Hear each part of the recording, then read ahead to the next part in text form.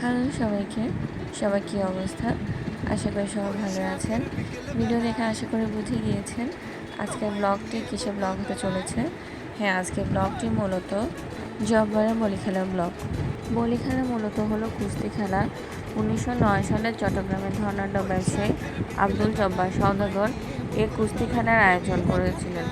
মূলত তার মৃত্যুর পরে এই কুস্তি খেলা জব্বারের বলি খেলা নামে পরিচিতি লাভ করে। বৈশাখ মাসে এই জব্বারের বলি খেলা অনুষ্ঠিত হয়ে থাকে।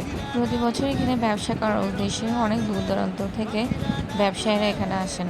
এই মেলার মূল আকর্ষণ হচ্ছে ফুলঝাড়ু। মানুষজন অন্য কিছু কিনতে না গেলেও অন্তত ফুলঝাড়ু কেনার জন্য হলো এই মেলাতে আসে। তাছাড়াও এখানে মাটির জিনিস অনেক ভালো পাওয়া যায়।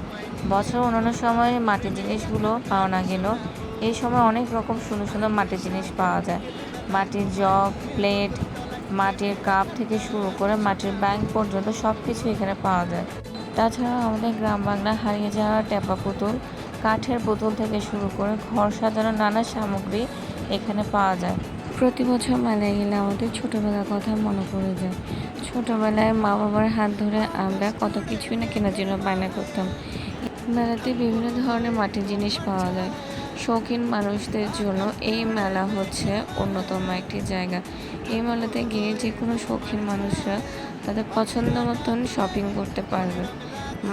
এই মাটির জিনিসের পাশাপাশি এখানে এমন কিছু জিনিসের দেখা পাওয়া যায় যা সচরাচর দেখা যায় না। এই আইসক্রিমগুলোকে ছোটোবেলায় দেখা যেত, এখন সচরাচর ওগুলো দেখা যায় না। এই মেলায় শীতল পাটি, হাত পাখা সহ বিভিন্ন কিছু দেখা মেলে।